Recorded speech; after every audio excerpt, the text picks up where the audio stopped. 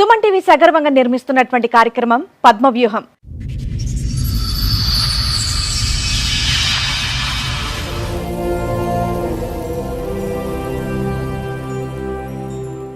మరి ఈ కార్యక్రమాన్ని సమర్పిస్తున్న వారు 6JVR జమలాపురం వారి రత్నాంజలి. మీ అదృష్టాన్ని మార్చుకోవటం ఇప్పుడు కల కాదు, 6JVR తో సాధ్యం. 2008లో ఆమె intermediate first year 3 subjects fail అయ్యి వస్తే ఇంటర్మీడియట్ సెకండ్ ఇయర్ నేనే చదివించాను మా విలేజ్.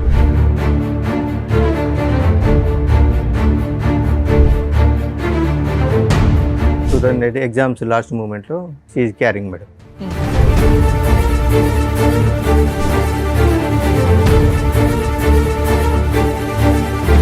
వెళ్ళే 2 సంవత్సరాల దగ్గరికి వస్తుంది.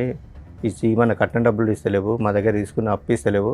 సరే కట్నం అంటే నీ బిడ్డ పేరు మీద తీసుకో, ఏమైనా ఫ్లాట్లు కొనిచ్చుకో, నాకు సంబంధం లేదు. కానీ అప్పుడు నేను వేరే వాళ్ళ దగ్గర ఇచ్చాను కదా, మరి వాళ్ళు నన్ను ఇబ్బంది పెడుతున్నారు. మా డెలివరీ అయ్యి వచ్చిన వెంటనే మీ నాన్నగారు అడిగారు.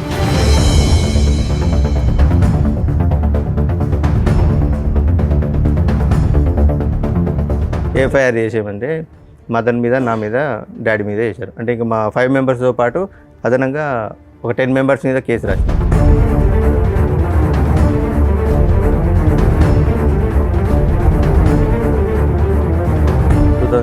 వచ్చింది 2016లో నా దగ్గరకు వచ్చి వేరే పర్సన్ తోటి ఇల్లీగల్ ఎఫైర్ పెట్టుకుని మీరు అరెస్ట్ అయిపోయారు. ఎంసీ క్లోజ్ అయిపోయింది. 498 నడుస్తుంది.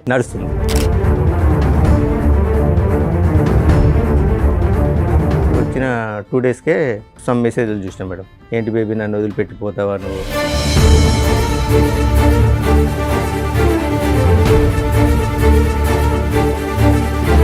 ఏంటిది మెసేజ్లు అని అడిగితే ఇవి మా తమ్ముడు వాళ్ళ గర్ల్ ఫ్రెండ్ మెసేజ్ చేసింది.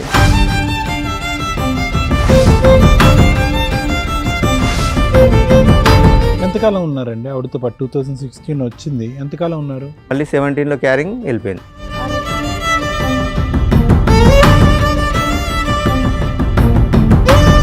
ఆమె నాకేదో డౌట్ వస్తుంది, ఒకసారి టెస్ట్ చేయండి అంటే ప్రెగ్నెన్సీ టెస్ట్ చేయించుకుంటే పాజిటివ్ ఉన్నది.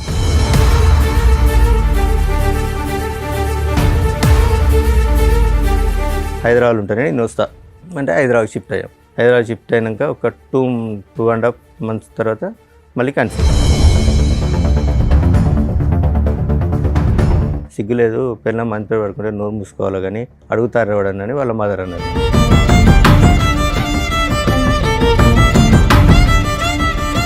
ప్రెగ్నెన్సీ మీదు కాదు అని తెలిసిన తర్వాత కూడా ఉందా? ఉన్నది. మళ్ళీ అబార్షన్ చేయించుకుందా? మళ్ళీ అబార్షన్ చేయించుకున్నది. అదే 2017లో మళ్ళీ నా మూలంగా సరే మళ్ళీ క్యారింగ్.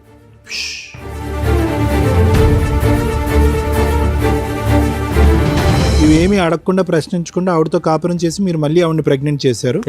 నాకు ప్రాణ భయం ఉన్నది, నన్ను వెళ్తే చంపేశారు. మళ్ళీ సేమ్ రిపీట్.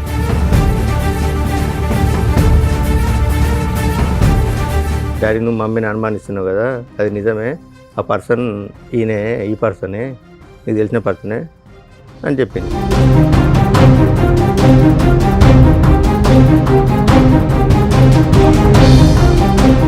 నేను ఒక ఆడపిల్లని, ఆ అమ్మాయి ఒక ఆడపిల్ల, ఫస్ట్ నుంచి బాధలు పడుతూనే ఉంది. అంటే వీళ్ళ పేరెంట్స్ ఆ అమ్మాయి ఆమెను ఈయన కలిసి ఫస్ట్ నుంచి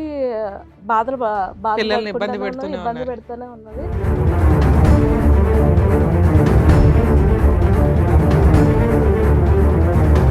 మేము దొరకట్లేదు అని చెప్పి వెళ్ళి అత్తయ్య గారిని కొట్టుడు, పిల్లలు లేకపోతే పిల్లల పెద్దమ్మాయి చెప్పు తీసుకొని కొట్టంటే చెప్పు తీసుకొట్టి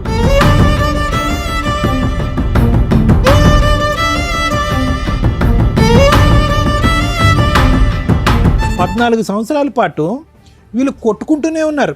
పెళ్లి చేసుకుని పట్టుమని 1-2 సంవత్సరాలు కూడా హ్యాపీగా లేరు, కొట్టుకుంటూనే ఉన్నారు. వీళ్ళిద్దరి యొక్క డైనమిక్స్ ఎప్పుడూ కూడా బ్యాలెన్స్డ్గా లేదు.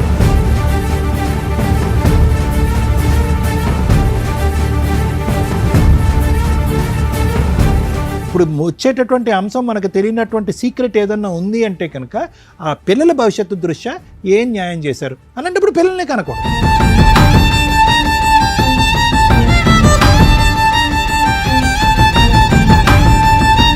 నిజంగా వీళ్ళిద్దరూ చాలా పాపం మూట కట్టుకున్నారు. వరస్ట్ ఆఫ్ వరస్ట్ తల్లిదండ్రులు ఏంటి అంటే ఈ రకంగా పిల్లల్ని ఫుట్బాల్ ఆడుకుంటున్నట్లు ఆడుకుంటుంటే నరకం కనిపిస్తుంది పిల్లలకి. దీని గురించి ప్రతి ఫ్యామిలీ కోర్ట్ జడ్జి సఫర్ అవుతారు.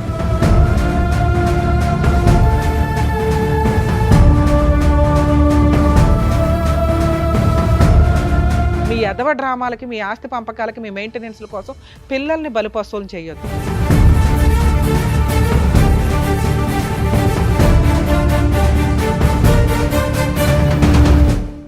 ఈ కార్యక్రమంలో మనతో పాటు ఉన్నారు ప్రముఖ హైకోర్టు అడ్వకేట్ రమ్యాకుల గారు. నమస్తే మేడం. ప్రముఖ సైకియాట్రిస్ట్ డాక్టర్ కళ్యాణ్ చక్రవర్తి గారు. నమస్తే సార్. ప్లీజ్ కూర్చోండి. కూర్చోండి సార్. మేడం, నవీన్ కుమార్ గారు ఆయన ఇష్యూ చెప్పుకోవడానికి ఇక్కడ వరకు వచ్చారు. సో ఆయన ప్రాబ్లం ఏంటనేది కనుక్కొని చెప్తారు. నమస్కారం అండి. నమస్కారం మేడం. సార్ ఎక్కడి నుంచి వస్తున్నారండి? మరి జనగాం డిస్ట్రిక్ట్ మేడం. చెప్పండి సార్, ఇక్కడి వరకు రావడానికి కారణం ఏంటి? అంటే నాకు ఒక ఫ్యామిలీ ఇష్యూ ఉంది మేడం, దాని గురించి వచ్చాను. చెప్పండి సార్. నా పేరు నవీన్ కుమార్ మేడం, మాది జనగామ డిస్ట్రిక్ట్.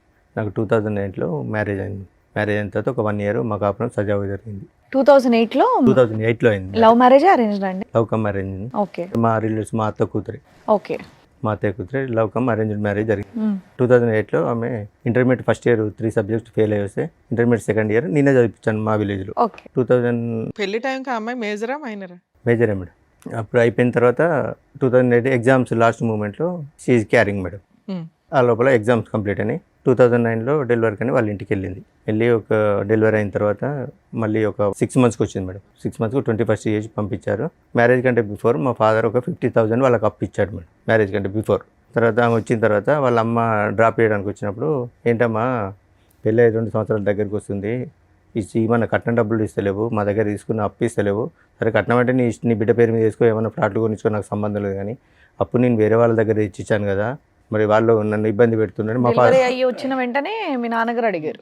వచ్చిన 6 months తర్వాత, డెలివరీ వచ్చి 6 months తర్వాత వాళ్ళ మదర్ని అడిగాడు, ఇమ్మని కాదు. వాళ్ళ మదర్ని అడిగితే 1 monthలో మీ డబ్బులు మీకు ఇచ్చేస్తా అని మా పాపకు జ్వరం వచ్చింది, హాస్పిటల్ తీసుకెళ్ళి అక్కడికి వాళ్ళ వెళ్ళిన మదర్ చుట్టాలే కదండి, పెళ్ళి అయిపోయింది, మన కుటుంబం 50,000 అడగకపోతే ఏమైంది? ఏంటి సార్, మీ నాన్నగారు 50,000 అడగకపోతే ఏమైంది? కోడలు ఇంట్లోకి వచ్చేసింది, వేరే వాళ్ళ దగ్గర అప్పు ఇప్పించారు. మ్యారేజ్ కంటే ఒక వేరే వాళ్ళ ముందు ఇప్పించారు. మ్యారేజ్ కంటే 3 years బిఫోర్ మేడం. అవును, 3 years ఏం చేశాడు? వన్స్ పెళ్ళి అయిపోయినాక మీ కుటుంబ సభ్యులాళ్ళు అన్ని సంవత్సరాలు ఆగుతారా 50,000కి? అడిగేసరికి నాకు ప్రాణభయం ఉన్నది, నేను కాపురానికి రాను అని మీ ఆవిడ అందా? ఆవిడ అన్నది. 2011లో నేను పాపను చూడడానికి వెళ్ళిన. ఎన్నిసార్లు పెద్ద మనుషులు తీసుకొని వెళ్ళినా నేను రాను, కాపురం చేయను, నాకు ప్రాణభయం ఉన్నది, వాళ్ళు నన్ను బాగా టార్చర్ పెడతారు అని 2011లో నేను మా పాపను చూడడానికి వెళ్ళిన. పాపను ఎప్పుడు చూడడానికి విడిపోయారు? 2008లో మ్యారేజ్ అయింది మేడం. 9లో విడిపోయారా? 10లో విడిపోయిందా? వాళ్ళ 10లో మేడం. 10లో 10లో వాళ్ళ ఇంటికి వెళ్ళిపోయింది. వెళ్ళిపోయి నాకు ప్రాణభయం ఉన్నది, నేను రాను అంటే 2011లో నేను పాపను చూడడానికి వెళ్ళాను. వాళ్ళ ఇంటికి కూడా వెళ్ళా. వాళ్ళ ఇంటి పక్క వాళ్ళ ఇంటికి వెళ్ళి పాపను చూస్తే ఎందుకు వచ్చావు నువ్వు అని వాళ్ళమ్మ దౌర్జన్యం చేస్తే నేను 50,000 గురించే లేదు, పాపను చూడడానికి కుటుంబ తగాదా అయిపోయింది. ఇంకా విడిపోవడానికి రీజన్ 50,000 గురించే విడిపోయినాం మేడం. అంటే ఆమె రీజన్ అయితే అది 50,000 అడుగుతారనే ఉద్దేశంతో 2011లో కేసు పెట్టింది.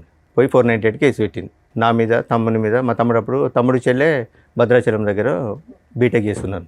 తమ్ముని మీద, నా మీద, చెల్లె మీద. చదువుకున్నారు సార్ నవీన్ గారు? సార్ మీరేం చదువుకున్నారు? డిఎంఎల్టీ చేసింది సార్. ల్యాబ్ టెక్నీషియన్ ఉందా? అక్కడ ఉందా ల్యాబ్? ఉందా ఊర్లో? ఉన్నాయి సార్. ఇప్పుడు నడిపిస్తున్నారా? లేదు సార్.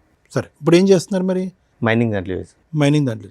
ప్రైవేటా? Private sir. చెప్పండి. 2011లో కేసు పెట్టారు మేడం. కేసు పెట్టిన తర్వాత అక్కడ ఎస్ఐ గారు పిలిపిస్తే ఎంక్వైరీ చేశాడు. ఇక్కడ ఏం లేదని తెలిస్తే ఎస్ఐ గారు పట్టించుకుంటలేరని ఏసీపీ సార్ దగ్గర, డిఎస్పీ గారి దగ్గరికి వెళ్ళింది మేడం. డిఎస్పీ గారు పిలిపించాక ఆమెను అరెస్ట్ చేస్తున్నాడు అంటే, సో అండ్ సో ఇది జరిగింది సార్ అంటే, వీళ్ళ మీద కేసు ఫైల్ చేసి పంపించండి, చదువుకునే పిల్లలు కూడా ఉన్నారు సార్, వాళ్ళ పరిస్థితి ఏంటంటే సార్ ఒకసారి ఆలోచించిన తర్వాత మా విలేజ్ ఎంపీపీ లేడీ ఒకసారి ఆమెను తీసుకొని పేర్లు తీసేశారా? ఎవరిద్దరు తీసేశారు. మా బ్రదర్ సిస్టర్ కేసులు వేసిందండి. 498 వేసింది, ఎంసీ వేసింది మేడం, మెయింటెనెన్స్ వేసింది. మెయింటెనెన్స్ డిఎస్పీ గారు సేమ్ ఇలాగే లాయర్ గారిని, డాక్టర్ గారిని కూర్చోబెట్టి డిఎస్పీ గారు కౌన్సిలింగ్ ఇచ్చారు. మరి ఇక్కడ నేను కొట్టింది ఎక్కడ ఉన్నది, నువ్వు కట్నం ఇచ్చింది ఎక్కడ ఉన్నది, వాళ్ళ డబ్బులు వాళ్ళకి అడిగిండు.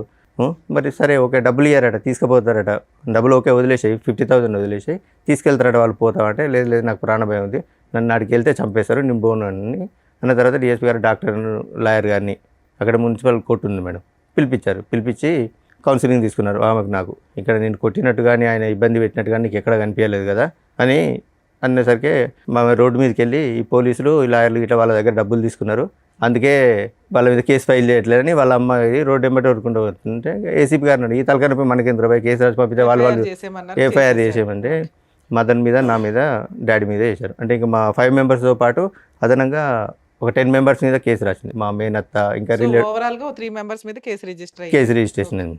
ఎంసీ కేసులో ఏమైనా ఆర్డర్ ఇచ్చారా మెయింటెనెన్స్? ఎస్ మేడం, ఆర్డర్ ఇచ్చారు. 1,75,000 ఇష్యూ అయింది. 1,75,000 మేడం. మెయింటెనెన్సా? అవును మేడం. ఎవరికి ఎంత? ఈమెకు 2,500, పాపకు 2,000. అంటే అది కంటిన్యూ ఒక 2 years నడిచింది మేడం. 1 year annual ఇచ్చారు. ఎరియర్స్ చెప్పవసరం లేదు సార్. Hmm. ఆవిడకి 2,500, బాబుకు 1,000 అంతేనా? అవును. 3,500 maintenance per month. Per month 3,500 ఇద్దరికి. ఇద్దరు కలిపి 2 lakhs 3 lakhs అనేది ఎరియర్స్. మీరు కేసు వేసిన దగ్గర నుంచి క్యాలిక్యులేషన్ లో మనం 2 lakhs కెడితే ఎరియర్స్ క్లియర్ అవుతాయి.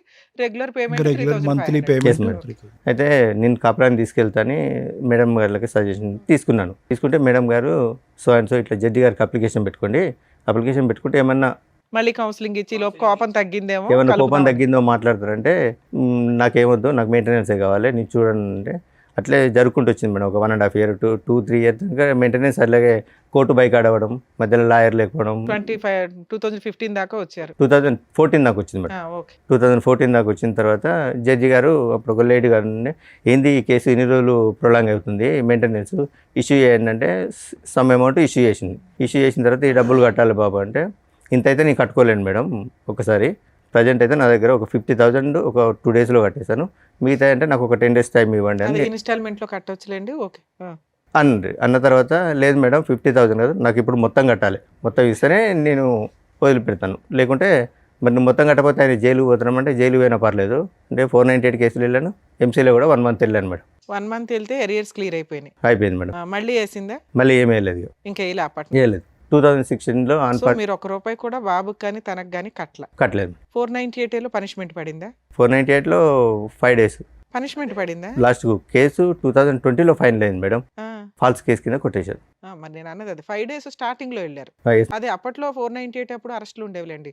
కంప్లైంట్ ఇచ్చి అప్పుడు కంప్లైంట్ ఇచ్చినప్పుడు తీసుకెళ్ళి స్టేషన్ బెయిల్ ఇస్తున్నాను. మరి జైల్లో దేనుకున్నామండి? స్టార్టింగ్ లో అరెస్ట్ అప్పుడు అరెస్ట్ చేసి 498 వేగానే ఎంక్వైరీ ఇన్వెస్టిగేషన్ ఏమీ లేదు. ముందు అత్తమామల్ని ఈయన్ని అరెస్ట్ చేసేవాళ్ళు. అవన్నీ ఫాల్స్ కేసులని ప్రూవ్ అవుతూ రావడం వల్ల స్టేషన్ బెయిల్ ఇచ్చారు. ఒక 2015 నుంచి అనుకోండి. Yes, sir. Maximum 7 years 8 years 2016లో 1 month జైల్లో ఉన్నా అన్నారుగా. మెయింటెనెన్స్. మెయింటెనెన్స్ కి ఎరియర్స్ కట్టకపోతే ఓకే నేను ఎక్స్ప్లెయిన్ చేస్తాను. 2016లో అన్ఫార్చునేట్లీ మా ఫాదర్ యాక్సిడెంట్లో డెత్ అయ్యాడు. మా ఫాదర్ డెత్ అయిన తర్వాత ఊళ్ళో పెద్ద మనుషులు వాళ్ళు వీళ్ళుండి మాట్లాడి, నువ్వు ఇంటికి పెద్ద కోడలు రాకపోతే బాగుండదు అలా ఇలా ఎక్స్ప్లెయిన్ చేస్తే 2016లో వచ్చింది. వాళ్ళ అమ్మగారు మీకు ఏమవుతారు? చుట్టరికం. మా మమ్మీకి మేనత్త కూతురు. మేనత్త కూతురు. 2016లో మా ఫాదర్ డెత్ అయిన తర్వాత వచ్చింది. తర్వాత ఒక 1 month తర్వాత అందరూ పెద్ద మనుషులు మాట్లాడి, నువ్వు రావాలి అది అంటే, ఇల్లు పొలం నా పేరు మీద రిజిస్ట్రేషన్ చేస్తే నేను వస్తా అన్నది. ఎంత ఉంది పొలం? 6 eకరం మేడం. 6 ఎకరం. 6 eకరం. మీరు ఎంతమంది? ఇద్దరు మీ మేడం. బ్రదర్ ఒక ఉన్నాడు, బ్రదర్, మీరు ఉన్నారు, సిస్టర్ సిస్టర్ ఉంది, ఉంది, అమ్మ ఉంది. అమ్మ ఉంది. ఓకే. అయితే చేయాలంటే మామూలుగా ఏమనంటే మా బ్రదర్ ఉండి మీ కాపురం బాగుంటుందంటే అది కూడా నేను ఇచ్చేస్తాను, నా పాలకు వచ్చే 11 గుంటలు, మా తమ్ముడు గవర్నమెంట్ జాబ్ అండి, సెంట్రల్ గవర్నమెంట్, ఆ 11 గుంటలు కూడా నేను ఇస్తా, నాకు ఇబ్బంది ఏం లేదు అంటే 2016లో వచ్చింది. వచ్చింది 2016లో వచ్చింది. 2016లో నా దగ్గరకు వచ్చి వేరే పర్సన్ తోటి ఇల్లీగల్ ఎఫైర్ అప్పటికి పెట్టుకుంది. మీరు అరెస్ట్ అయిపోయారు. ఎంసీ క్లోజ్ అయిపోయింది. 498 నడుస్తుంది. 2016లో నా దగ్గరకు వచ్చిన 2 daysకే సమ్ మెసేజ్లు చూసినా మేడం. ఏంటి బేబీ నన్ను వదిలిపెట్టిపోతావా నువ్వు, వాడి దగ్గరికి మళ్ళీ ఎందుకు వెళ్ళావు అని మెసేజ్ చూశాను. ఏంటిది మెసేజ్లు అని అడిగితే, ఇవి మా తమ్ముడు వాళ్ళ గర్ల్ ఫ్రెండ్ మెసేజ్ చేసింది. 11లో విడిపోయిన మీరు 16లో కలిసారు మరి. Yes madam. అప్పటికి కూడా నేనేమలే 16లో అలా ఇక నేను అప్పుడు నాకు ఈమె పోయిన ఆవేశంలో కొద్దిగా డ్రింక్ అలవాటైంది మేడం. 2011లో నాకు డ్రింక్ అలవాటైంది, బాగా డ్రింక్ చేస్తుంది. తర్వాత 2016 టీమ్ వచ్చిన తర్వాత మొత్తం అన్ని స్టాప్ చేశాను. ఓకే. స్టాప్ చేసి అక్కడ విలేజ్లోనే ఉన్నాం మేడం. ఆ నియర్ బైలో ఒక సిటీ ఉంటుంది, అక్కడికి 15 kilometers. నేను జాబ్కి వెళ్ళి వచ్చాను, ఆమె ఇంటి దగ్గరనే ఉన్నది, పాప అక్కడ చదువుకునేది. సో ఇక నేను డ్యూటీ నుంచి వచ్చేసరికి ఇంట్లో మమ్మీ వాళ్ళతో ఏదో రకమైన గొడవ, ఏదో రకంగా అది గొడవ పెట్టుకొని ఎంతకాలం ఉన్నారండి ఆవిడతో పాటు? 2016 వచ్చింది, ఎంతకాలం ఉన్నారు? మళ్ళీ 17లో క్యారింగ్ వెళ్ళిపోయింది. క్యారింగ్లో వెళ్ళిపోయింది. ఎస్. 2000 మెసేజ్లు రావడం ఇది అంటే మా తమ్ముడు అది మీకు ఇది అని. వచ్చిన 2 రోజులకే తెలిస్తే ఆ అమ్మాయితో ప్రెగ్నెన్సీ ఎందుకు తీసుకొచ్చారు? ఏంటి మేడం? వచ్చిన 2 daysకే తెలిసింది ఆ అమ్మాయి క్యారెక్టర్ ఏంటి అని. మళ్ళీ ప్రెగ్నెన్సీలు నాకేం కన్ఫర్మ్ అయింది అది. ఆ ఫోను ఇన్ని రోజులు వాళ్ళ బ్రదర్ వాడిండు, తర్వాత ఈమెకి ఇచ్చాడు మేడం. ఇచ్చిన తర్వాత మా బ్రదర్ వాడిండంటే మా పాప కూడా అన్నది, ఇది మా మామయ్య వాడింది ఇన్ని రోజులు అంటే వాళ్ళ గర్ల్ ఫ్రెండ్ చేసిందంటే అవును కావచ్చు అని నమ్మేశాను. అదే నిజమై ఉండొచ్చుగా. ఏంటి సార్? వాళ్ళ బ్రదర్ కమ్యూనికేషన్ ఏమో అది ఈ అమ్మాయి ఫోన్లో మీకు దొరికింది కాదా? అందుకే నేను ఏం అడగలేదు మేడం. తర్వాత ఏమని తెలిసిందా అమ్మాయికి? తర్వాత అలాగే ఊకే చిన్న గొడవలు పెట్టుకొని నాతో గొడవ పెట్టుకొని వాళ్ళ అమ్మోళ్ళ ఇంటికి వెళ్ళిపోయింది. నేను హైదరాబాద్లో ఉంటాను, నీతో కాపురం చేస్తానంటే పెద్ద మనుషుల సమక్షంలో మాట్లాడి హైదరాబాద్కి వచ్చేసాం మేడం. మళ్ళీ మళ్ళీ ఆవిడ చెప్పినట్టు వాళ్ళు వింటున్నారా మీరు? హైదరాబాద్కి వచ్చేసాను. హైదరాబాద్కి వచ్చిన 3 మంత్స్కి నా ప్రమేయం లేకుండా మళ్ళీ ప్రెగ్నెంట్ అయింది. అప్పటికి 2 పిల్లలు మీకు. లేదు మేడం, ఒకతే పాప, పెద్ద పాప ఒకతే ఉంది. రెండోసారి ప్రెగ్నెన్సీ అప్పుడు వెళ్ళిపోయింది కదా. రెండోసారి ప్రెగ్నెన్సీ కాదు, గొడవ పెట్టుకొని వెళ్ళింది మేడం. మీరు అన్నారు కదా మళ్ళీ ప్రెగ్నెన్సీ వచ్చిందని. ప్రెగ్నెన్సీ వచ్చింది మేడం, 2017 లో ప్రెగ్నెన్సీ. 2016లో వచ్చింది. నా దగ్గరకు వచ్చినప్పుడే ప్రెగ్నెన్సీ వచ్చింది, తీయించుకున్నది. అది చెప్పాలి, స్కిప్ చేసి చెప్పలేదు మీరు. మేము ఆల్రెడీ బాబు పుట్టేశాడు అనుకున్నాం మేము. లేదు ప్రెగ్నెన్సీ తీసేయించుకున్నది మేడం. ఏది ఇంటికి వెళ్ళి అలిగి ఇంటికి వెళ్ళింది. అలాగే ఇంటికి ఏం వెళ్ళలేదు. నాకు అప్పుడు బ్యాక్ పెయిన్ వస్తుంది, మా అమ్మ వాళ్ళ ఇంటికి వెళ్ళి 4 రోజులు రెస్ట్ తీసుకొని వస్తాను, అబార్షన్ చేసుకొని వచ్చింది. కన్సీవ్ అయింది వెళ్ళిందని అన్నారు ఇందాక, అప్పుడు మేము కన్ఫ్యూజ్ అయ్యా. సర్లేండి. ఓకే. కన్సీవ్ వెళ్ళింది, అబార్షన్ చేసుకొని వచ్చింది. ఓవర్ బ్లీడింగ్ అవుతుందని ఇంట్లో పడుకున్నది. ఏమైందని నేను ఒక 2-3 హాస్పిటల్ తిప్పిన తర్వాత ఒక డాక్టర్ నుండి చెప్పారు, ఆమె నాకేదో డౌట్ వస్తుంది, ఒకసారి టెస్ట్ చేయండి అంటే ప్రెగ్నెన్సీ టెస్ట్ చేయించుకుంటే పాజిటివ్ ఉన్నది. సారీ, నా తప్పైంది, అన్వాంటెడ్ ట్యాబ్లెట్ వేసుకున్నాను నేనని చెప్పింది. సరే, నా విషయం కూడా ఎవరికి చెప్పలేదు. సరే, ఇప్పుడే వద్దు పిల్లలు అనుకుంటాను అన్నదని సైలెంట్గా వదిలేశాను. ఇక చిన్న చీటింగ్ మాటికి నేను ఆఫీస్కి వచ్చేసరికి మా మమ్మీతో మా మరదలతో, అప్పుడు తమ్ముడు మేము కలిసే ఉండేది మేడం. చిన్న గొడవలు పెట్టుకున్నది. చిన్న గొడవలు పెట్టుకున్నాక హైదరాబాద్ గొడవ పెట్టుకుని వాళ్ళ అమ్మోళ్ళ ఇంటికి వెళ్ళింది. హైదరాబాద్ ఉంటానే నేను వస్తా అంటే హైదరాబాద్ షిఫ్ట్ అయ్యాం. హైదరాబాద్ షిఫ్ట్ అయినాక ఒక 2.5 months తర్వాత మళ్ళీ కన్సీవ్. మరి అడిగాను, ఏంటిది, నేను కనీసం నీ దగ్గర కూడా రాలే, కన్సీవ్ ఎందుకు అయిందంటే కావాలని గొడవ పెట్టుకుని ఆ రోజు రాత్రి వాళ్ళ అమ్మ వాళ్ళు ఒక 300 kilometers దూరంలో ఉంటారు. ఆ నైట్ ఫోన్ చేసి తెల్లారి 5 o'clock రప్పించింది. ఏంటి మా అమ్మాయికి నీ గొడవ అయిందట, ఏంటిది అంటే ఇది ముచ్చటంటే సిగ్గులేదు, పిల్లలు మంత్రి పడుకుంటే నోరు మూసుకోవాలి కానీ అడుగుతారు ఎవడని వాళ్ళ మదర్ అన్నారు. ఈ విషయం వాళ్ళకి 2017లో తెలుసు. 2017లో తెలుసు. ఆ ప్రెగ్నెన్సీ తోటి అలాగే కంటిన్యూ ఉన్నది. వాళ్ళ ఇంట్లో మగపిల్లాడు ఉన్నాడు కదా, మీ బామ్మరిది ఎవరు ఉన్నాడు. అతనికి తెలుసా ఈ పంచాయతీ? ఇల్లీగల్ అఫేర్ ఉన్నది, అది తమ్మునికి తెలియదు మేడం. వాళ్ళ తమ్మునికి 2021లో చెప్పాను నేను. చెప్పిన తర్వాత కూడా జస్ట్ ఇప్పటికి కూడా సరే 17లో అక్రమ సంబంధం వెళ్ళిపోయిందా? అడిగితే వెళ్ళిపోలే మేడం, ఉన్నది. చిన్న గొడవ పెట్టుకుంటా అది కూడా అబార్షన్. ప్రెగ్నెన్సీ మీదు కాదు అని తెలిసిన తర్వాత కూడా ఉందా? ఉన్నది. మళ్ళీ అబార్షన్ చేయించుకుంది. మళ్ళీ అబార్షన్ చేయించుకున్నది. మీరు అయినా కంటిన్యూ అయ్యాను. ఇక ఊర్లో తెలిస్తే పర్వతం. మా ఫాదర్ ఒక ప్రైవేట్ స్కూల్ టీచర్ మేడం. సాయంత్రం కొంచెం పొలిటికల్గా తిరిగేది. మా మదర్ అంగన్వాడీ టీచర్. సొసైటీ వెళ్తే పరుగు పోతాను, నేను కూడా సైలెంట్ ఊరుకున్నాను. అదే 2017లో మళ్ళీ నా మూలంగా సరే మళ్ళీ క్యారింగ్ అది అలాగే ఉన్నది. చిన్న మీతో అయినటువంటి ఫస్ట్ ప్రెగ్నెన్సీ ఆవిడ ఎందుకు తీయించుకుందండి? ఎందుకు తీపించేసుకుంది ఆవిడ? ఇప్పుడే పిల్లలు వద్దనుకున్నా అని చెప్తుంది సార్. ఓకే. సో ఇప్పుడు మనకి లెక్క కరెక్ట్గా ఉండాలంటే మీతో జరిగినటువంటి ఒక ప్రెగ్నెన్సీ తీపించేసుకుంది, వాడెవరితోనో మీరు చెప్తున్నట్టుగా జరిగిన ప్రెగ్నెన్సీ ఒకటి తీపించేసుకుంది. ఇవేమీ అడగకుండా ప్రశ్నించకుండా ఆవిడతో కాపురం చేసి మీరు మళ్ళీ ఆవిడని ప్రెగ్నెంట్ చేశారు. ఈ ప్రెగ్నెన్సీ ఉంచుకున్నది. అమ్మయ్య, ఈ ప్రెగ్నెన్సీ ఉంచుకున్నది. గొడవ పెట్టుకొని వాళ్ళ అమ్మోళ్ళ ఇంటికి వెళ్ళిపోయింది 2017లో. 2018లో పాప పుట్టినప్పుడు నాకు కాల్ చేసింది. పాప పుట్టిందని కాల్ చేస్తే నేను వెళ్ళి చూసి వచ్చాను. ఇక అప్పటి నుంచి మళ్ళీ రాలేదు మేడం. ఎన్నిసార్లు పెద్ద మనుషులు సమక్షంలో. ఇప్పుడు ఇన్ని అప్స్ అండ్ డౌన్స్ అయిన తర్వాత మీరు కాన్ఫిడెంటా అంటే ఆవిడ ప్రెగ్నెన్సీ గురించి ఈసారి? కానీ అతని పిక్చర్ నుంచి డిసపియర్ అయిపోయాడు ఆ వ్యక్తి? లేదు మేడం. సార్ ఒక అక్రమ సంబంధం అన్నారు కదా, అతను ఇంకా కంటిన్యూ అవుతున్నాడు మేడం. నా స్టిల్ ఇప్పటికి కూడా ప్రెగ్నెన్సీ మీరే అని మీరు అనుకుంటున్నారా? అంటే నేను మెడికల్ ఫీల్డ్లో చేశాను కాబట్టి ఒకసారి మీట్ అయినా కూడా ప్రెగ్నెన్సీ అయ్యే ఛాన్సెస్ ఉంటాయి కాబట్టి నేను సైలెంట్గా. మీరే నమ్ముతున్నారు, మధ్యలో మేము డౌట్ ఎందుకు కానీ. Okay, next. అందుకే నేను దాని గురించి ఏం మాట్లాడలేదు మేడం. 2018లో పాప ఒకటి చూసి వచ్చాను.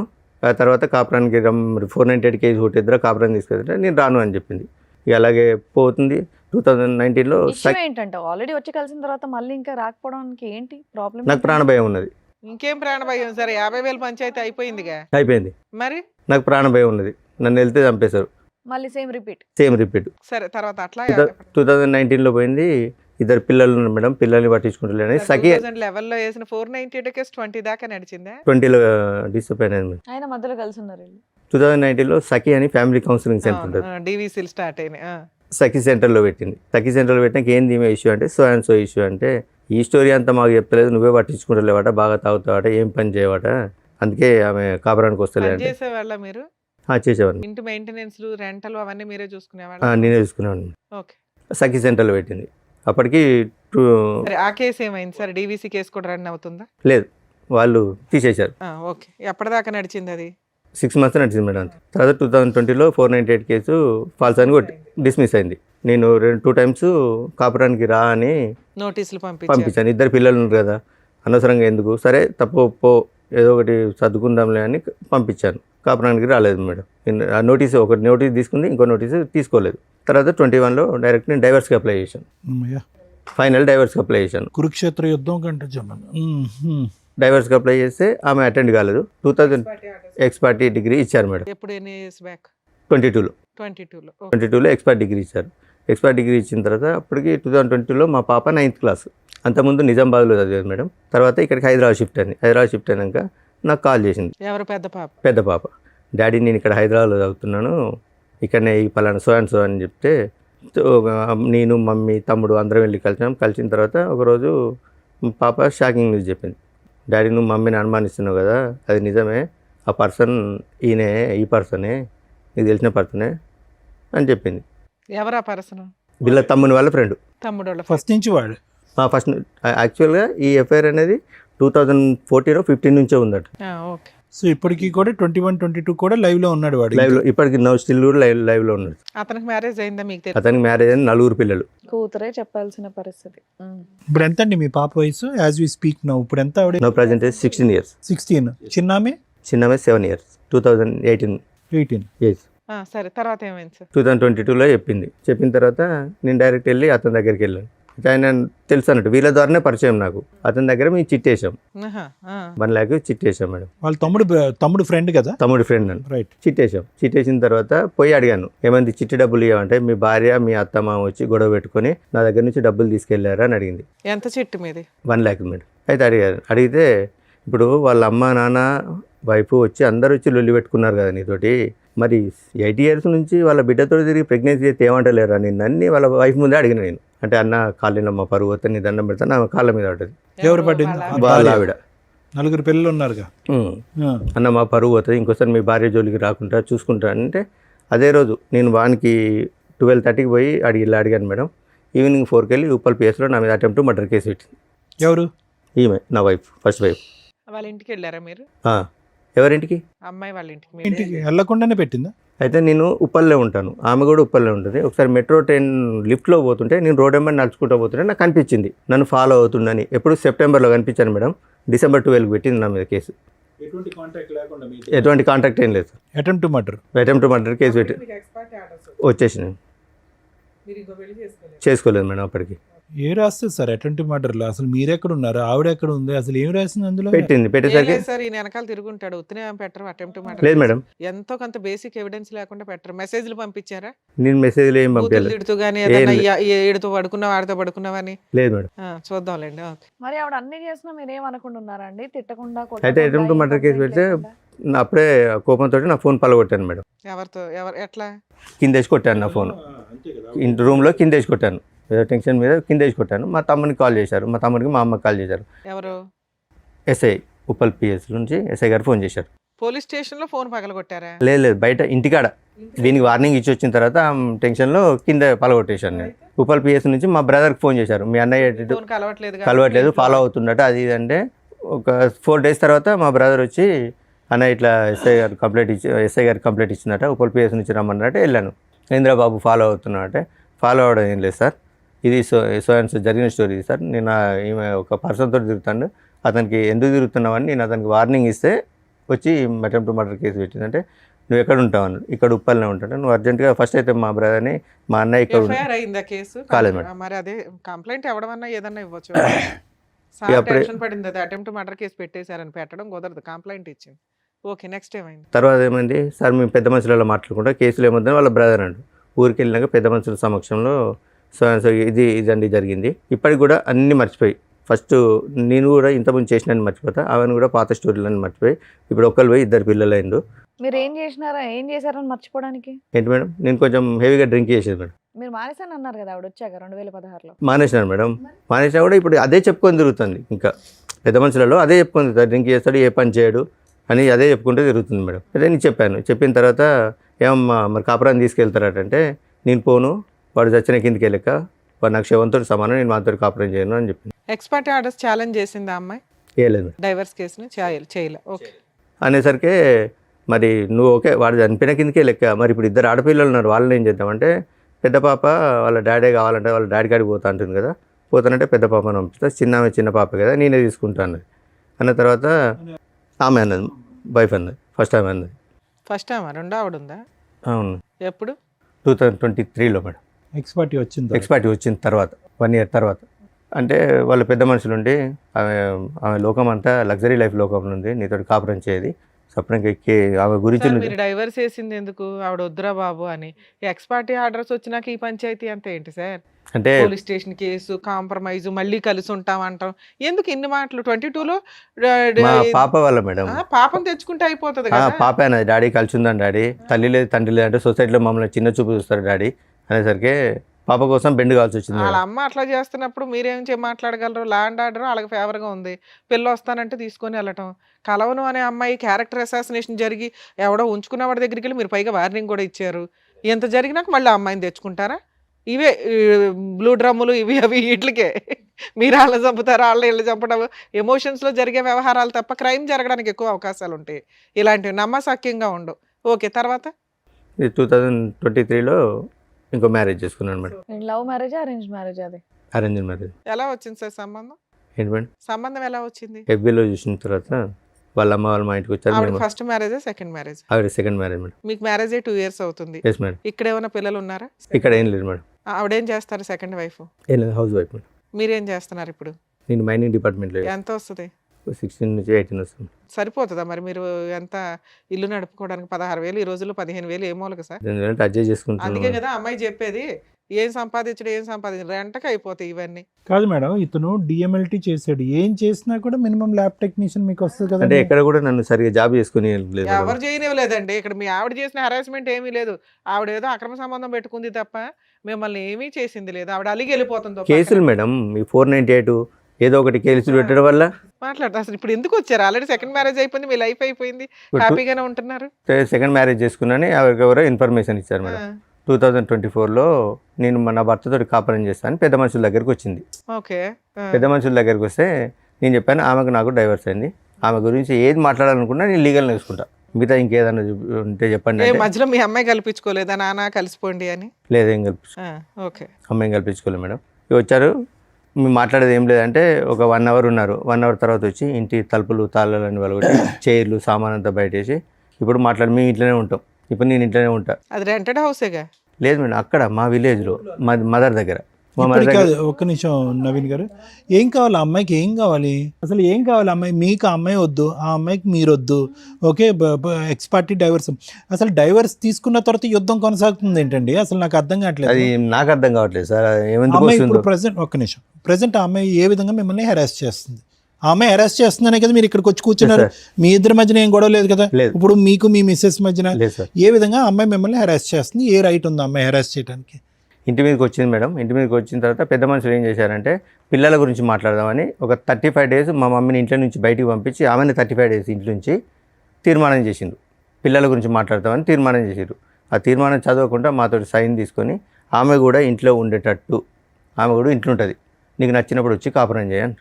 ఓయ్, జడ్జిల కంటే మీ ఊరు పెద్ద మనుషులు అయ్యో గొప్ప. బాబోయ్, డైవర్స్ అయిన అంటే తర్వాత నేను ఏంటి కోర్టు సార్ ఇది? నుంచి ఇట్లా నాకు విడాకులు వచ్చినాయంటే ఆ లాయర్లు ఎవరిని అడిగి ఇచ్చింది, ఆ లాయర్ ఎట్లా నీకు ఎవరిని అడిగి విడాకులకు అప్లై చేసిండు, ఆయన లాయర్ అయినా ఈ క్వశ్చన్ లేచిండు. ఎవరు మీ ఊరు పెద్ద మనుషులు? పెద్ద మనుషులు ఎక్కడున్నారండి? సూపర్ పెద్ద మనుషులు అయితే. ఏ దేశంలో ఉన్నారండి? వీళ్ళు కొత్త కోట ఇక ఆమె పెట్టారు. ఇంట్లో ఉంటుంది, ఆ?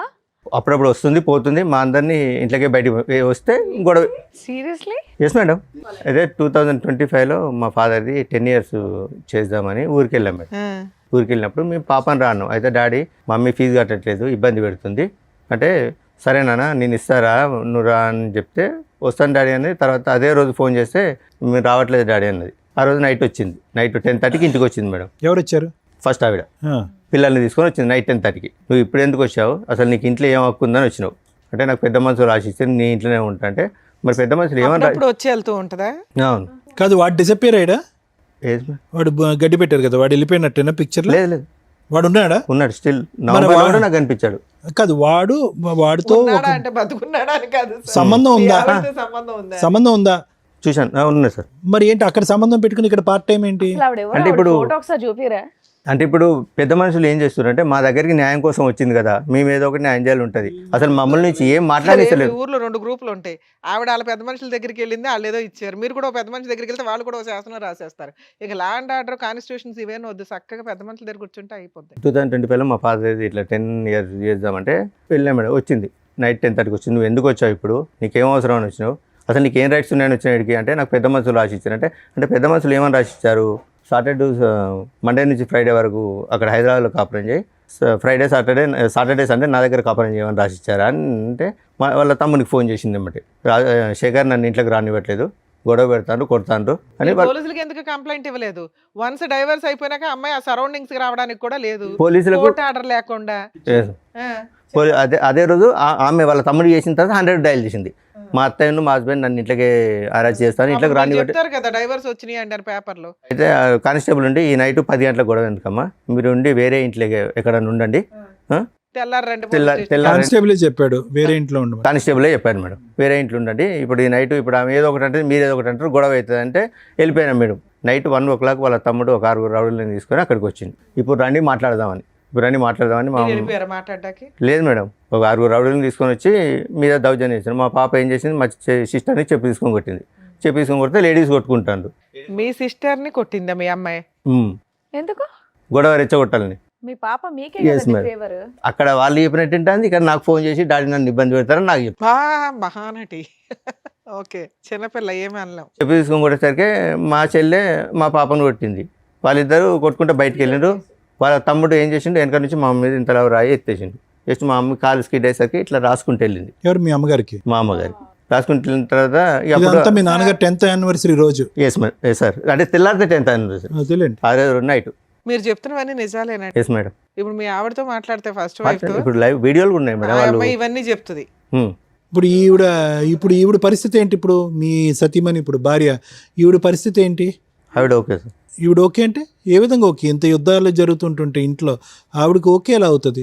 వాళ్ళ పేరెంట్స్ ఉంటారు, వాళ్ళు ప్రశ్నిస్తారు. అసలు ఆ అమ్మాయి రైట్స్ ఏంటి?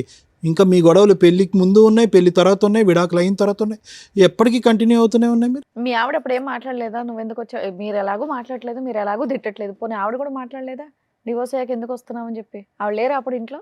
ఎవరు ఉన్నారు? ఉన్నదా అమ్మాయి? ఇక మమ్మీ వాళ్ళు మాట్లాడుతుంది కదా, మమ్మీ వాళ్ళు మేము మాట్లాడుతున్నాం కదా, ఆమె ఏమి ఎంటర్ కాలేదు. మరి వీళ్ళెవరూ మాట్లాడలేదుగా.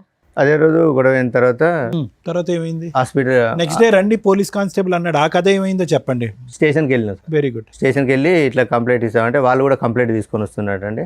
ఆ రోజు మా బ్రదర్ ఉన్నాడు, మా మరిది నా మీద చేసిండు, నన్ను కొట్టిండని మా తమ్ముడిని ఇరికించింది. మా తమ్ముడిని మా బాబు మీద కేసు పెట్టింది. కేసు పెట్టేసరికి మీ మీద కూడా కేసు ఫైల్ చేయమంటాను, ఇద్దరి మీద FIR ఫైల్ చేస్తాను ఎస్ఐ గారు అడుగుతారు. మాకు పెద్ద మనుషులు రాసి ఇచ్చిర్రు.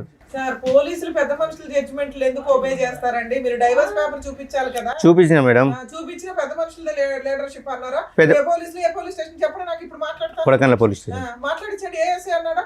డైవర్స్ చేసిన తర్వాత మీకు పెద్ద మనుషులు మీ ఫస్ట్ వారితో కలిసి ఉండమన్నారు, ఆ ఇంట్లో ఉండమని మీకు పోలీసులు చెప్పారా?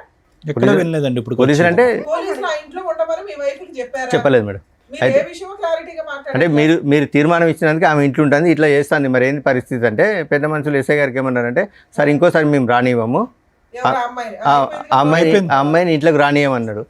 అన్న తర్వాత కూడా ఇప్పుడు 3 times వచ్చింది. అది వేరే. పెద్ద మనుషులు పంచాయతీలు పనికిరావు అనేది క్లారిటీ వచ్చింది. మీకు ఎస్ఐ కూడా చెప్పాడు, మీరు ఎవరు జడ్జిమెంట్లు ఇవ్వడానికి పక్కకి వెళ్ళండి అని. సరే సార్, ఇంకోసారి ఎట్లాంటి బోర్డు పెత్తనాలు చేయమని పెద్ద మనుషులు అన్నారు, అంతేనా? నుంచి రానివ్వం అన్నారు. వాళ్ళు సైడ్ అయ్యారు, ఆ జడ్జిమెంట్ సైడ్ అయ్యింది.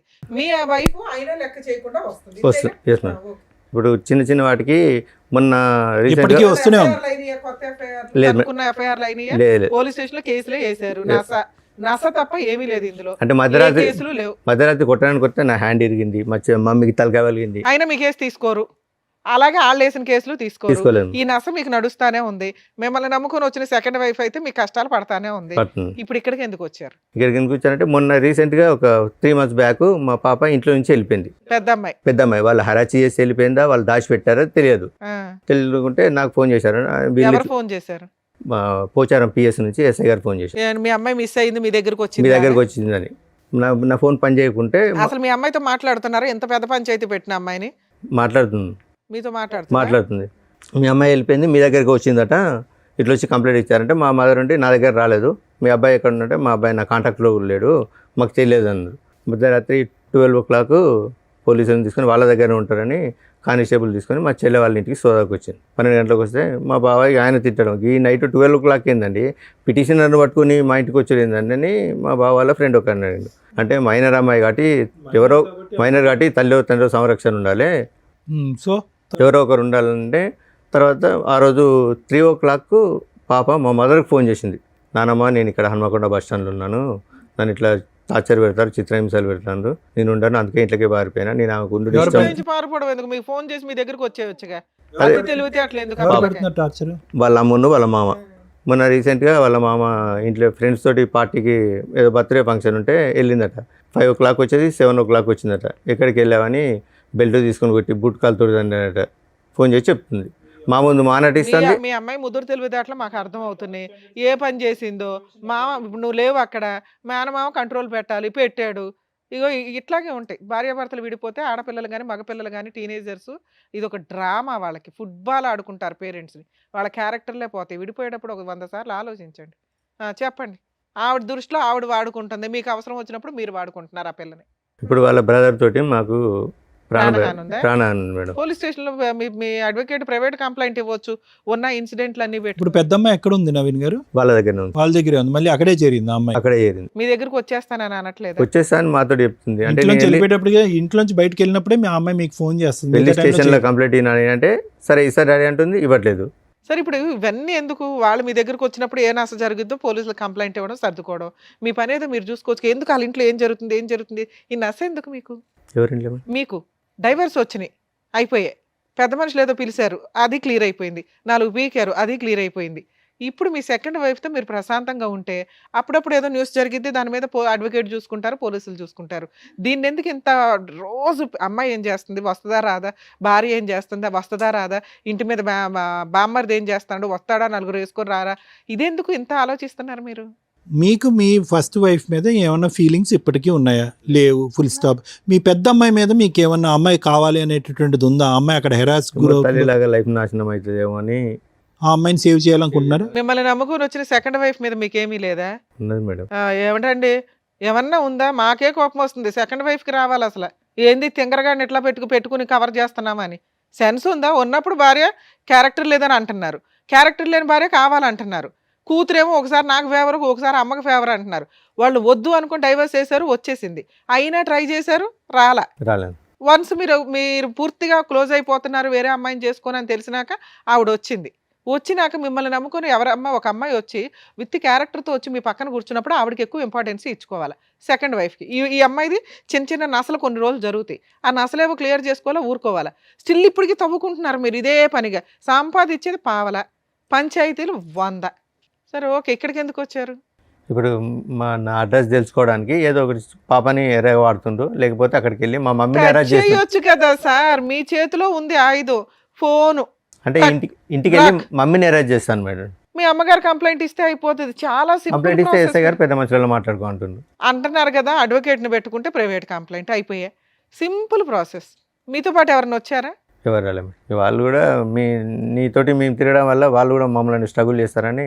యాక్చువల్లీ ఏంటంటే పెద్ద మనుషులు జరుగుతుంటే కూడా నా మీద అంటే మామూలుగా ఎంసీ కేసు వేసింది మేడం.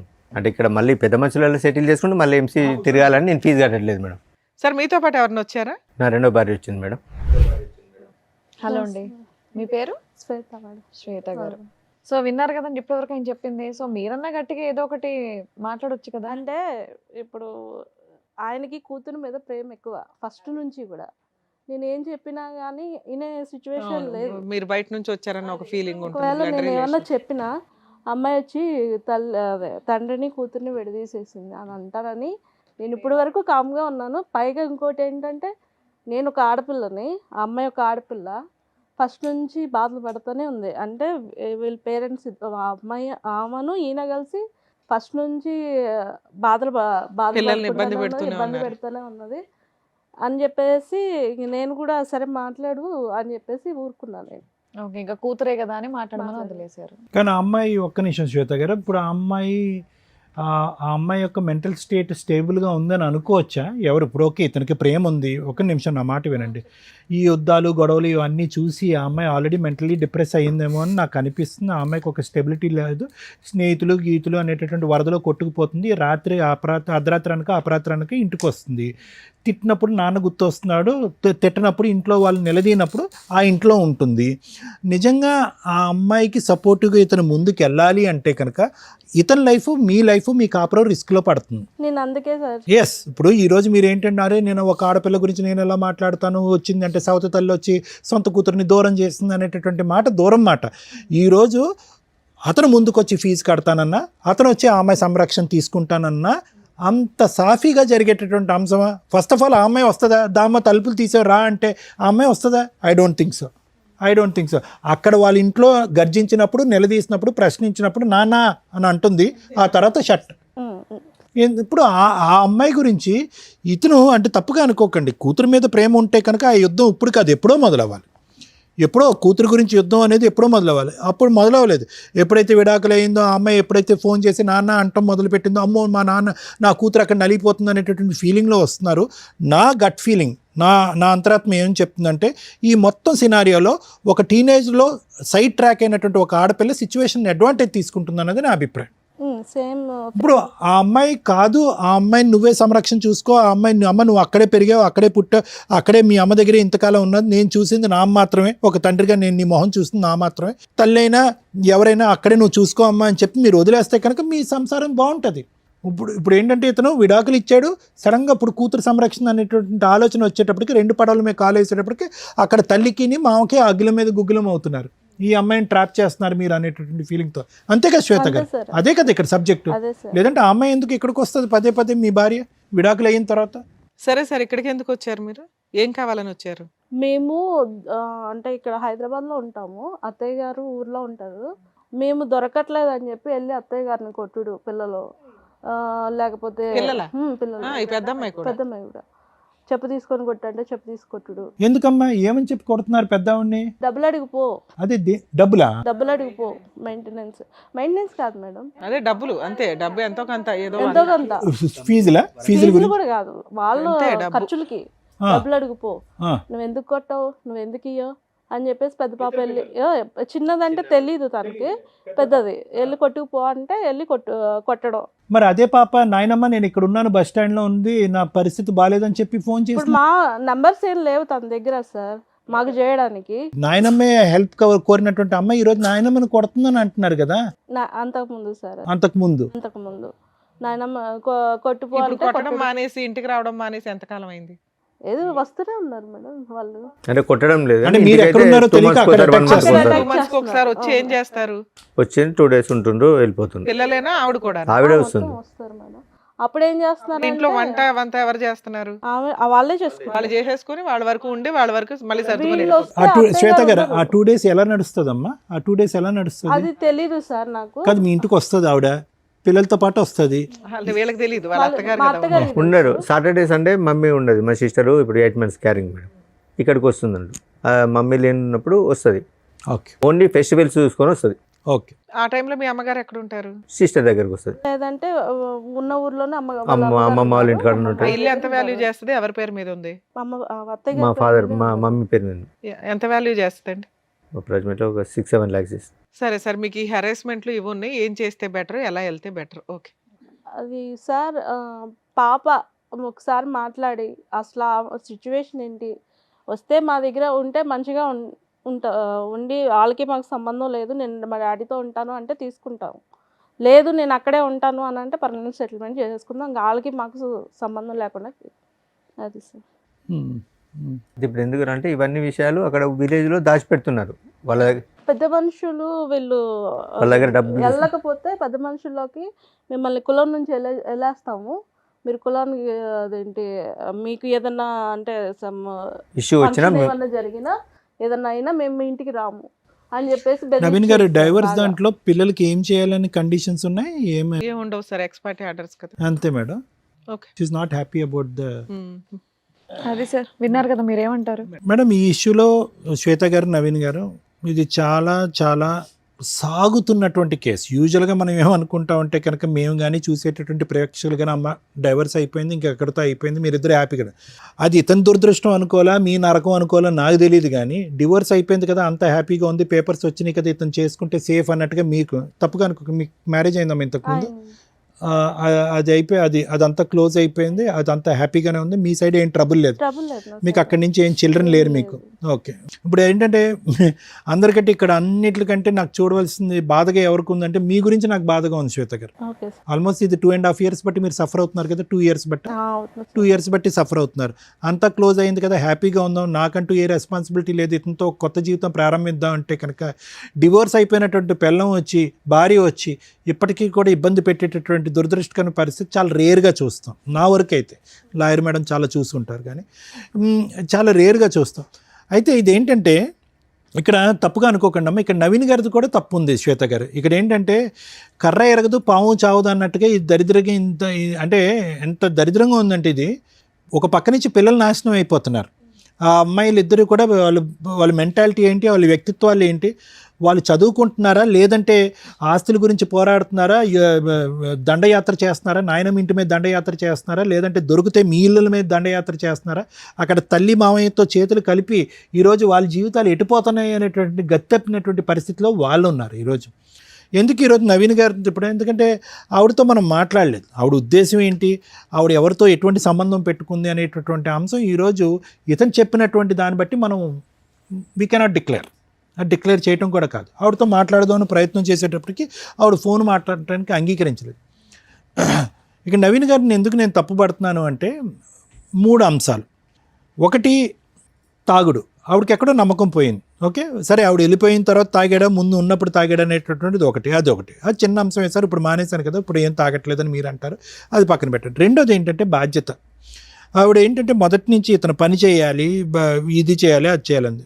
మూడో అంశం ఏంటంటే కనుక ఈ నాంచుడు ధోరణి ఏదైతే ఉందో ఆవిడ నాంచిందా ఇతను నాంచాడు అనేది కాదు. వీళ్ళిద్దరూ 2008 పెళ్ళయిన తర్వాత 2023లోనో 22లోనో డైవర్స్ వచ్చిందండి. 22లో సార్, 22లో డైవర్స్ వచ్చింది. అదో 2 ఇదో 2 అంటే దగ్గర 14 సంవత్సరాల పాటు వీళ్ళు కొట్టుకుంటూనే ఉన్నారు. పెళ్లి చేసుకుని పట్టుమని 1-2 సంవత్సరాలు కూడా హ్యాపీగా లేరు, కొట్టుకుంటూనే ఉన్నారు. ఒకసారి ఆవిడ కాంప్రమైజ్ అయితే ఒకసారి ఇతను కాంప్రమైజ్ అవుతారు.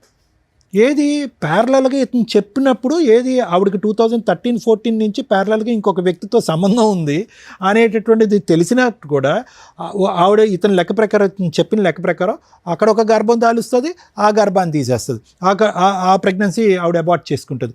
ఇతనితో ఒకసారి సంసారం చేస్తుంది, ఆ ప్రెగ్నెన్సీ తీస్తుంది, మళ్ళీ ఇంకో పాపను కంటది. అంటే ఈ కన్ఫ్యూజన్లో ఎక్కడో చోట నవీన్ గారు బలంగా నిలబడి ఇతను ఏంటంటే కనుక ఎక్కడ బహుశా ఆ డబ్బులు ఇవ్వాల్సి వస్తుంది, ఆ మెయింటెనెన్స్ ఇవ్వాల్సి వస్తుంది అనేటటువంటి ఆలోచనతో ఏంటో అతని బ్యాక్గ్రౌండ్లో లీగల్గా ఉండేటటువంటి థాట్ ఏంటో నాకు తెలియదు, కానీ ఎప్పుడూ కూడా అతను నాకు ఈవిడ వద్దు, ఈవిడతో నేను సంసారం చేయను, కాపురం చేయను అనేటటువంటి పరిస్థితి వచ్చుంటే కనుక ఈరోజు ఆ ఆడపిల్లలు పుట్టకుండా అంటే రెండో ఆడపిల్ల పుట్టకుండా అయినా ఉండుండేదమ్మా. ఎందుకంటే వీళ్ళిద్దరి మధ్యన కొద్దో గొప్ప హ్యాపీగా ఉన్న టైంలో పెద్ద ఆడపిల్ల పుట్టేస్తుంది. ఓకే, కానీ వీళ్ళిద్దరి యొక్క డైనమిక్స్ ఎప్పుడు కూడా బ్యాలెన్స్డ్గా లేవు. ఇతను ఫైనాన్షియల్ రీజన్తోనో ఇంకో బాధ్యత తీసుకుంటుందో లేదంటే పిండి ఆరేస్తుందో డబ్బులు ఇవ్వాల్సిన ఉద్దేశంతో తూతూ మంత్రంగా ఆ అమ్మాయిని మళ్ళీ జీవితంలో పిలుచుకున్నాడు. అనవసరం రెండో బిడ్డ పుట్టింది కదమ్మా. అంటే కేవలం ఆ అమ్మాయి ఇతను చెప్పినటువంటి విధంగా ఏంటంటే ఆ అమ్మాయికి బ్యాలెన్స్ లేదు. ఒక పక్క నుంచి బయట బాయ్ ఫ్రెండ్, ఇంట్లో హస్బెండ్, ఈ హస్బెండ్ కావాలి, బాయ్ ఫ్రెండ్ కావాలి, అతనితో ఒకసారి ఇతనితో ఒకసారి అనేటటువంటి విధంగా ఇతను చెప్పిన మాటలు బట్టి ఆ అమ్మాయితో మనం మాట్లాడలేదు. ఇతను ఏంటంటే కనుక ఎక్కడ ఈవిడ్ని వదిలించుకుంటే కనుక ఎక్కడ ఫైనాన్షియల్ బర్డెన్ పడుతుంది, లేదంటే ఎక్కడ కోర్టుల చుట్టూ తిరగాలన్న ఉద్దేశంతో వీళ్ళు స్వార్థంతో ఇంకో బిడ్డను కనేసారుగా ఈరోజు. ఇప్పుడు ఆ ఇద్దరు ఆడపిల్లలే కదా ఇప్పుడు తల్లిని మించినటువంటి సైనికులు అయ్యారు. ఆ తల్లి చేసేటటువంటి యుద్ధకాండ దహనకాండ కంటే వాళ్ళిద్దరూ దాడి చేస్తున్నారుగా, నాయనమ్మ మీద పెట్టి కొట్లాడుతున్నారు కదా. అది డబ్బుల గురించా, ఆస్తి గురించా, లేదంటే వాళ్ళకి సరైనటువంటి న్యాయం జరగలేదు అనే ఉద్దేశంతోనే వాళ్ళు అటాక్ చేస్తున్నారు. ఈరోజు వాట్ ఎవర్ ద డైవర్స్ ఏదైతే ఉందో, ఎక్స్పార్టీ డైవర్స్ వచ్చిందో అందులో ఉండేటటువంటి కండిషన్తో మేమిద్దరం భార్యాభర్తలుగా విడిపోయామనే కానీ ఇతని పిల్లలకి ఎటువంటి న్యాయం చేయట్లేదు అనేటటువంటి ఉద్దేశంతో ఆ తల్లి వాళ్ళని ఉసుగొలుపుతుంది. వాళ్ళు న్యాయపరమైనటువంటి విధంగానే ముందుకు వస్తున్నారు. మాకేంటి మీకేంటి, మాకేంటి, మా పోషణ ఏంటి, మా ఆలోచన ఏంటి, మా భవిష్యత్తు ఏంటి, మా పెళ్ళిళ్ళు ఏంటి అనేటటువంటి ఆ విషయం గురించి లెక్క తేల్చుకోవాలి కానీ నవీన్ గారు. అవునండి. ఇక్కడ ఏంటి ఆవిడ వచ్చి ఇక్కడ ఏంటి నాకు నువ్వు భర్తగా కావాలి, డైవర్స్ మాట పక్కన పెట్టు, నేనే నీతో కాపురం చేస్తాను, నువ్వు సెకండ్ భార్యగా నువ్వెవరు అనే మాట ఆవిడ అన్నట్లే. ఇప్పుడు వచ్చేటటువంటి అంశం మనకు తెలియనటువంటి సీక్రెట్ ఏదన్నా ఉంది అంటే కనుక ఆ పిల్లల భవిష్యత్తు దృష్ట్యా ఏం న్యాయం చేశారు అలాంటప్పుడు పిల్లల్ని కనకూడదు. అది ఇక్కడ వచ్చేటటువంటి లైవ్లో ఉండేటటువంటి గొడవ. అది ఈ మధ్యలో ఏమవుతుందంటే ఓకే ఇవన్నీ లీగల్ పరమైనటువంటి అంశాలు, నాకు ఉన్నటువంటి పరిజ్ఞానం ఆ మాత్రమే, ఆ అంశం నేను పక్కన పెడతాను.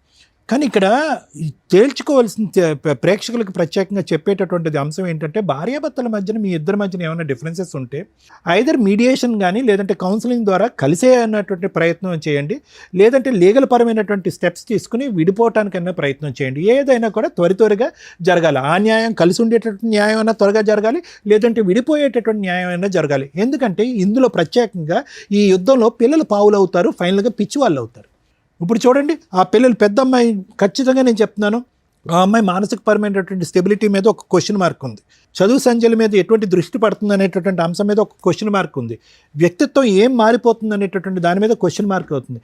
ఎందుకంటే ఉదయం లేచిన దగ్గర నుంచి సాయంత్రం వరకు వాళ్ళకి ఫుల్ టైం ఎజెండా ఏదన్నా ఉంది అంటే తండ్రి ఎక్కడ ఉన్నాడు, ఆ అమ్మాయి పెళ్లి చేసుకున్న శ్వేత ఎక్కడుంది, వాళ్ళిద్దరు దొరుకుతారా, లేదంటే వాళ్ళు దొరకనప్పుడు ఆ ఇంటి మీద దాడి చేద్దాం.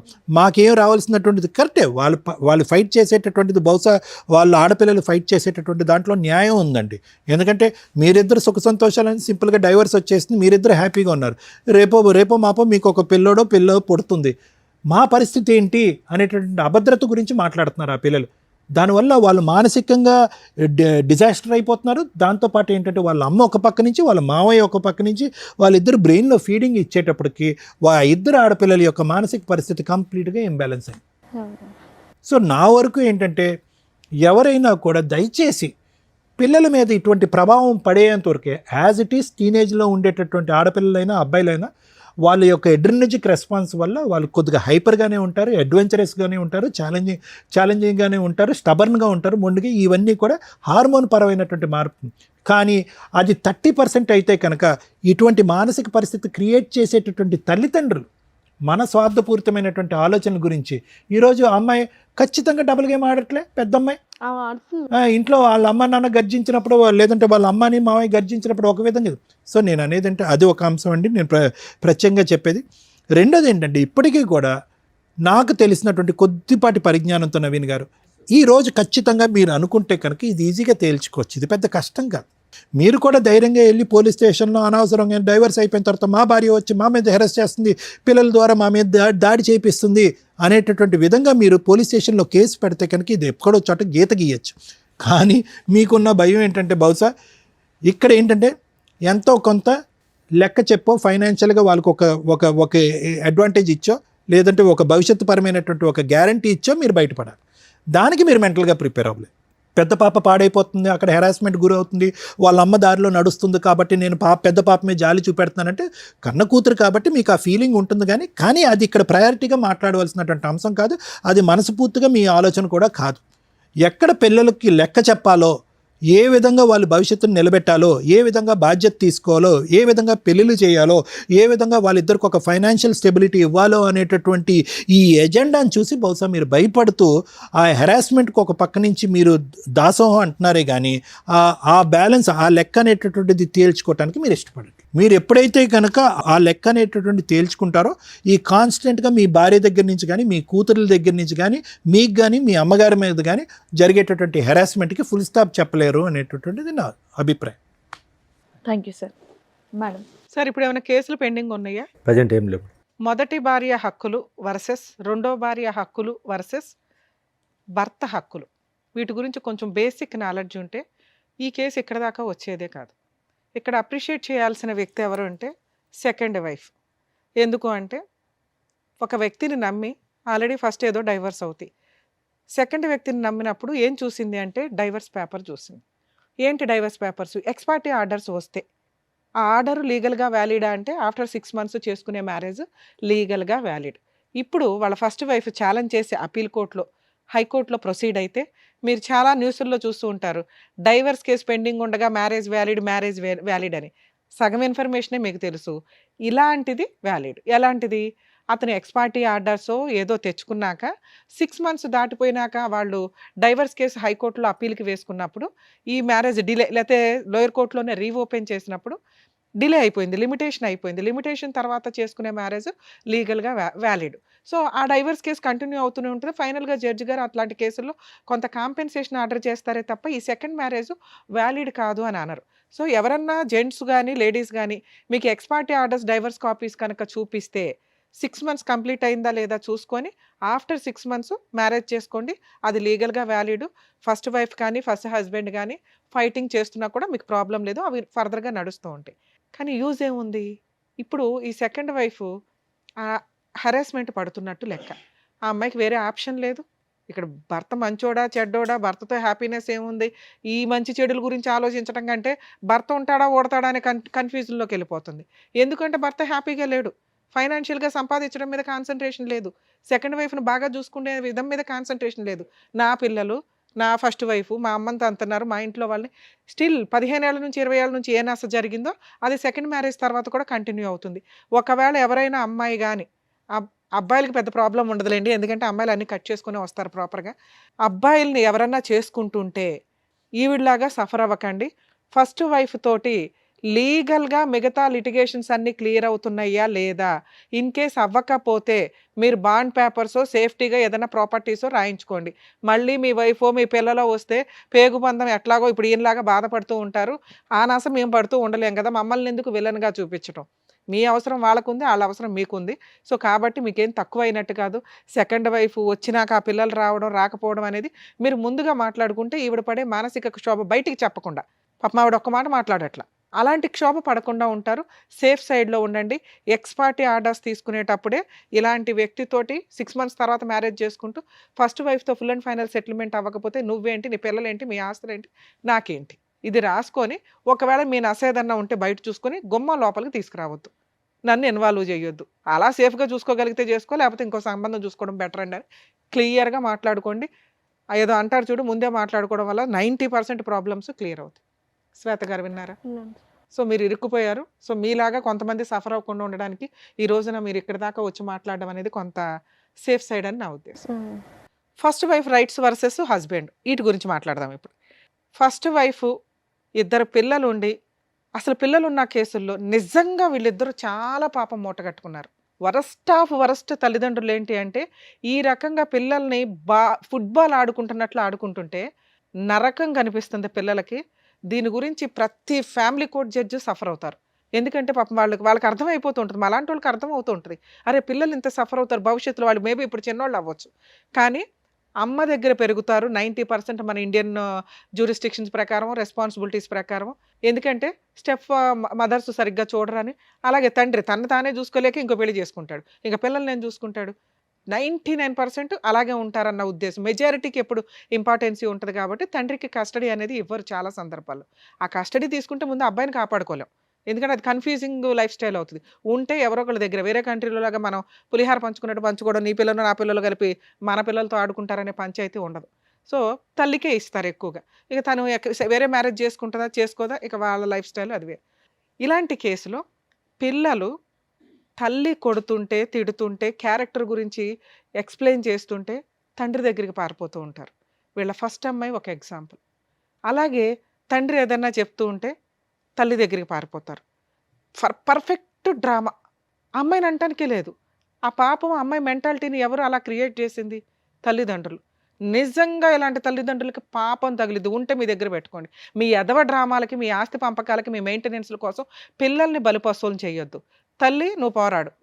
ఫస్ట్ వైఫ్ ఎవరైతే తల్లి ఉంటుందో ఆస్తులు కావాలనుకుంటే నువ్వు ఒక్కదానివే పోరాడు. పిల్లల్ని నానమ్మల దగ్గరకో, తండ్రుల దగ్గరకో పంపించొద్దు. పూర్తిగా మీరే ఉంచుకుందాం అనుకుంటే. లేదా అమ్మ 5 రోజులు ఇక్కడ ఉండు, సాటర్డే సండేలు డాడీ దగ్గరికి వెళ్ళు, పండగలప్పుడు వెళ్ళు. ఇంతే తప్ప మీ పర్సనల్ విషయాల గురించి పిల్లలతోటి ఎద్దవ డ్రామాలు వేయొద్దు. పిల్లలు మీ దగ్గర కావాలనుకున్నప్పుడు ఫీజు కట్టుకోవాలా? ఆయన ఎందుకు కడతాడు? అంత రెస్పాన్సిబిలిటీ లేకపోతే పిల్లల్ని వదిలేసేయండి, పూర్తి కష్టే అతనికి ఇచ్చేయండి. ఇది లేకుండా డ్రామాలు ఆడకండి. ఇక ఈ కేసులో worst of worst husband, worst of worst father అని నా ఉద్దేశం. ఎందుకు మేడం అంత దారుణంగా మాట్లాడారు? పాపం అతను మంచిగానే ఉన్నాడుగా. బయటకే మంచి. అతని మెంటాలిటీ కరెక్ట్ కాదు. ఇలా ఉన్న వాళ్ళకి ఈ నస జీవితకాలం కంటిన్యూ అవుతుంది. ఎందుకు అంటే ఆయన ఎక్కడా కూడా ఒక ప్రాబ్లంకి పుని స్టాప్ పెట్టట్ల. వరస్ట్ కొడుకు కూడా ఇంకా దారుణం ఏంటంటే ఎందుకు ఇప్పుడు ఆయనతోటే మాట్లాడి తెలుసుకుందాం. మీలాంటి వాళ్ళని ఈ మధ్య కోర్టుల్లో చూస్తున్నాం. భార్యకి మెయింటెనెన్స్ కట్టొద్దు. నేను ఆ విషయానికి 100% సపోర్ట్ చేస్తాను. ఎందుకంటే మీ ఇద్దరు గట్టిగా 10 రోజులు కాపురాలు చేస్తారు, బయటికి వెళ్ళిపోయి మెయింటెనెన్స్లని జెంట్స్ని జలగల్లాగా పీకు తింటున్న మహిళలు బోలు మంది ఉన్నారు. వాళ్ళు నా దృష్టిలో నేను చాలా ఇబ్బందిగా అనుకుంటాను. ఆ మాట అనటం బాగుండదు. కానీ జాబులు చేసుకోవాలా, ఇండివిజువల్గా బతకాలా, కుదిరితే ఫుల్ అండ్ ఫైనల్ సెటిల్మెంట్ చేసుకోవాలా, లేదా భర్తతో కలిసి సర్దుకుపోవాలా. భర్త ఎందుకు పోషించాలి? నువ్వు కూడా పోషించవచ్చు. చదువుకుంటున్నావు, జాబులు చేస్తున్నావు, కుటుంబాన్ని లేడీస్ కూడా పోషించవచ్చు అనేది నా ఉద్దేశం. ఎప్పుడు మంచి భర్త అయితే. మీరు ఎక్కడ మంచి భర్త? ఏమయ్యా నీ శాలరీ ఎంత అంటే, మేడం మా ఆవిడకి అక్రమ సంబంధం ఉంది అందుకే సరిగ్గా చేయలే. సరే అక్రమ సంబంధం వదిలేయచ్చు కదండి, బాబు పిల్లలు ఉన్నారు కావాలి. ఎప్పుడైతే అక్రమ సంబంధం ఉంది అన్నావో ఆవిడొద్దు మనకి. ఎందుకంటే అలాంటి క్యారెక్టర్లెస్ అనే అమ్మాయిని ఇంట్లోకి తెచ్చి నువ్వు ఏ రకంగా పడుకుంటావు, ఏ రకంగా ఇంకో పిల్లని కంటావు? నీ క్యారెక్టరే లేదు కదా. అంటే మీకు అవసరం కేసులు వేస్తే కోర్టుల చుట్టూ తిరగాల, ఏదో రకంగా అబద్ధం చెప్పి ఇంట్లోకి తెచ్చుకొని 4 రోజులు వాడేసుకొని మళ్ళీ కేసులన్నీ క్లోజ్ చేసుకున్నా మళ్ళీ పోటాడుకుందాం ఫ్రెష్గా. 2, భార్యకి మెయింటెనెన్స్ ఇవ్వకపోతే అది మీ హక్కు, నేనేం మాట్లాడను. మీకు పుట్టిన పిల్లలకి మీరు మెయింటెనెన్స్ ఇవ్వకుండా బాబ్బా జైలుకి వెళ్ళి వచ్చేసారు. ఎందుకు వదిలేయాలి మిమ్మల్ని? వాళ్ళు చేస్తున్నది 100% కరెక్ట్. మీ ఫస్ట్ వైఫ్ చేస్తున్నది 100% కరెక్ట్, వాళ్ళ బ్రదర్ చేస్తున్నది 100% కరెక్ట్. అప్పనంగా ఒక అమ్మాయిని పెళ్లి చేసుకొని ఆవిడ క్యారెక్టర్ అసాసినేషన్ చేసేసి మళ్ళీ దానికి ఒక ఎవిడెన్స్గా కూతుర్ని పెట్టుకొని ఇక ఈరోజు కూతురు పరువు కూడా తీసేశారు. ఇక్కడికి వచ్చి వాళ్ళకి ₹1 ఇవ్వకుండా, మేడం బాగా నస్తుందండి, మమ్మల్ని చంపేస్తున్నారు, మా అమ్మని మీరు మీలాంటి కొడుకు ఉండడం వల్ల మీ అమ్మ తన్నులుతుంది. మనవరాల చేతుల్లోనూ, కోడల చేతుల్లోనూ, వాళ్ళ బ్రదర్ చేతుల్లోనూ పోలీస్ స్టేషన్లకు తిరుగుతున్నారు, నర్రకం పడుతున్నారు. వీటన్నిటికీ రీజన్ ఏంటో తెలుసా? మీ బిహేవియర్. మీరు ఒక ఇంటర్ చదివో బయటకు వచ్చిన పిల్లలు కూడా ఈ రోజున 15,000 అన్న మాట నేను వినట్ల. కనీసం 2025కి వచ్చేసరికి వాళ్ళు ఆటోమేటిక్గా 30లు 40లు సంపాదిస్తున్న సొసైటీలో మనం ఉన్నాం. మీరు స్టిల్ ఇప్పటికీ 15,000 అని చెప్తున్నారు తెలుసా? 18 మేడం. 18 చూసారా? 3,000 మీకు చాలా. ఆఫ్టర్ ఆల్ సార్ ఈరోజు మనం ఒక చోట నుంచి ఇంకో చోటకి వెళ్తే 3,000 ఈజీగా అయిపోతాయి. అలాంటి 18,000 మీరు ఎన్ని రోజుల నుంచి సంపాదిస్తున్నారో నాకు అర్థం కాల. ఈవిడికి చెప్పడానికి ఏదో జాబ్ చేసి ఉంటారు, అదే కంటిన్యూ. కానీ ఇక్కడ మీరు కరెక్ట్గా లేరు కదా, అది క్లియర్ చేసుకోవాలి ఫస్ట్. ఓకే, నన్ను ఎవరో ఒకరికి న్యాయం చేయండి. మిమ్మల్ని నమ్ముకుని ఒక అమ్మాయి వచ్చింది, ఈవిడే మీ లైఫ్. ఇంకా పిల్ల, రెండో పిల్ల, ఫస్ట్ భార్య ఇవి కాదు. ఈవిడికి ఫస్ట్ అమ్మాయికి నేను న్యాయం చేయలే, రమ్య గారు చెప్తున్నారు. పిల్లలకి న్యాయం చేయలే, రమ్య గారు చెప్తున్నారు. కన్న తల్లికి న్యాయం చేయలే, రమ్య గారు చెప్తున్నారు. నన్ను నమ్ముకొని ఇంకో అమ్మాయి వచ్చింది, ఆవిడకన్నా న్యాయం చేద్దాం, ఇక్కడ నుంచి కొత్త లైఫ్ స్టార్ట్ చేద్దాం అని అనుకుంటే ఇంకోసారి ఇట్లాంటి స్టేజ్ మీద కూర్చోకండి. ఏం చేయాలి మరి? ఈ అమ్మాయిని కాపాడాలంటే వాళ్ళకి న్యాయం చేయాలి. ఈ అమ్మాయికి న్యాయం చేయాలంటే ఏం చేయాలి? వాళ్ళకి న్యాయం చేయాలి. మీ అమ్మకి న్యాయం చేయాలంటే ఏం చేయాలి? వాళ్ళకి న్యాయం చేయాలి. ఏమి న్యాయం చేయాలా? ఉన్నది ఒక 6 లక్షల ఇల్లు, అది మీ అమ్మగారిది. ఉన్నది ఒక 1/2 ఎకరం, అది 3 వాటాలు. అంటే మీ దగ్గర ఏమీ లేవు పంపకాలు చేయడానికి. మీ అమ్మగారి తదనంతరం మిగిలేదు కూడా 1 లక్షే. ఆ ఇల్లు మీ ముగ్గురు పంచుకుంటే. అర్థమవుతుందా? ఎక్కడో 1 లక్ష, అక్కడో 2 లక్షలు, 3 లక్షలు మీ దగ్గర ఉన్న పంచాయతీ. ఆ అమ్మాయికి ఫుల్ అండ్ ఫైనల్ సెటిల్మెంట్ అవ్వకపోతే భూమి బద్దలైనా మీకు ఈ ప్రాబ్లం సాల్వ్ అవ్వదు. పోనీ మీరు అక్కడెక్కడన్నా దాన్ని పుని స్టాప్ పెడుతున్నారా? పెట్టట్లా. ఏ పెద్ద మనుషులు సార్ డైవర్స్ వచ్చిన తర్వాత అమ్మా నువ్వు వెళ్ళి కలుసుండు అనేది ఎందుకన్నారో తెలుసా? ఆ పెద్ద మనుషులు ఆ అమ్మాయికి పిల్లలకి న్యాయం చేయడం కోసం. పిల్లలు ఉన్నారు కాబట్టి మీరు కలిసి ఉండండి అల్లా. పిల్లల్ని రోడ్డు మీద వేసేవరా నువ్వు? ఆ పిల్లలు ఉండడానికి షెల్టర్ కావాలని మీ ఇంట్లోకి పంపించారు. అంతే తప్ప వాళ్ళు మీకు అన్యాయం చేయలేదు, ఆ అమ్మాయికి ఏమీ న్యాయం చేయలే. కానీ లీగాలిటీ ఒకటి ఉందిగా. వన్స్ డైవర్స్ వచ్చినాక ఫోర్స్ఫుల్గా మీ అమ్మగారి ఇంట్లోకి అంటే అత్తగారి ఇంట్లోకి ఫోర్స్ఫుల్గా వెళ్ళే రైట్స్ ఏ కోడలికి ఉండవు తల్లి. ఈయన మీద ప్రాపర్గా కేసులు వేసుకొని ఉంటే సరిపోయేది. ఎంత తెలివితేటలంటే వరస్ట్ ఫాదర్ అని నేను ఎందుకు అన్నానంటే, పిల్లలకి ఇవ్వాల్సిన 2 లక్షలు మీరు అరేంజ్ చేసుకోకుండా 1 మంత్ జైలుకి వెళ్ళారండి. సరే ఆ అమ్మాయికి ఇవ్వాల్సింది ఇవ్వద్దు, పిల్లలకు ఒక 50,000 సర్దుకోవాలిగా. మేడం నేను 50,000 ఇస్తానండి. వాళ్ళు మొత్తం ఏ కోర్టు కూడా మీకున్న 1,50,000 2 లక్షల ఎరియర్స్లో మేడం నేను 2 రోజులు 50,000 కడతాను అంటే ఖచ్చితంగా మీకు టైం ఇస్తారు. సరేనా 50 కట్టండి, 1 వీక్లో కట్టే అంటారు తప్ప ఎన్ని డేట్లు ఇస్తారో తెలుసా? ఎందుకంటే ఆ అమ్మాయికి పిల్లలకి న్యాయం చేయాలి. ఎందుకంటే ఎవరో అని అర్థమైపోద్ది వాళ్ళకి. వచ్చినంత వసూలు చేసి పెడదామని జడ్జెస్ డేట్ ఇస్తూనే ఉంటారు. మిమ్మల్ని జైలుకి పంపిస్తే వాళ్ళకి ఏమి రావు. క్లియర్, అక్కడతో క్లియర్. అర్థమవుతుందా?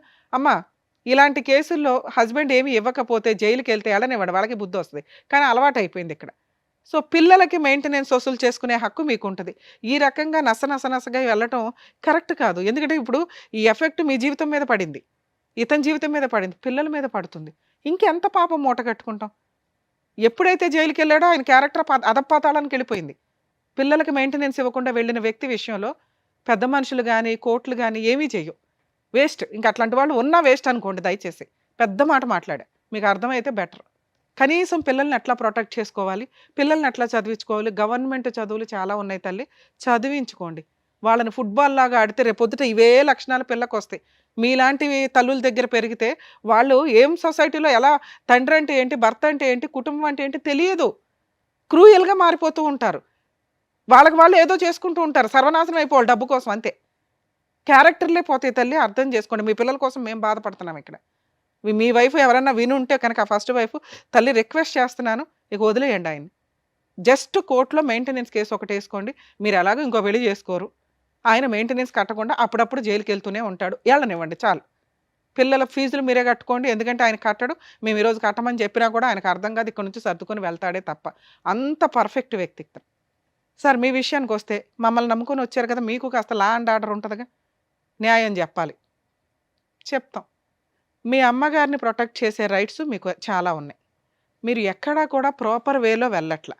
రూపాయి వదలకూడదు, అందరూ వెళ్ళిపోవాలా, డ్రామాలు ఆడేయాలి. ఇది కరెక్ట్ కాదు. మీరు మారండి ఇప్పటికైనా. ఇక చిన్న వయసులో ఉన్నారు, ఇంకా బోల్డంత లైఫ్ ఉంది, ఒక మంచి అమ్మాయి దొరికింది మీకు. మీరు ఇక్కడ బ్రెయిన్లో ప్యూర్గా అవ్వకపోతే ఇది ఇలాగే కంటిన్యూ అవుతుంటుంది. ఈవిడ ఎంతకాలం భరిస్తారో ఒకసారి ఆలోచించుకోండి.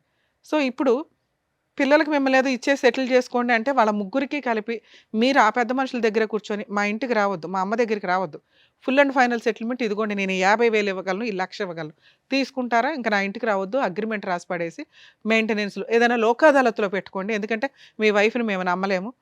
పెద్ద మనుషుల దగ్గర కాదు, కోర్టులో ఏ కేసుల ద్వారా కాదు, legal cell authority Lok Adalat అని ఒకటి ఉంటుంది.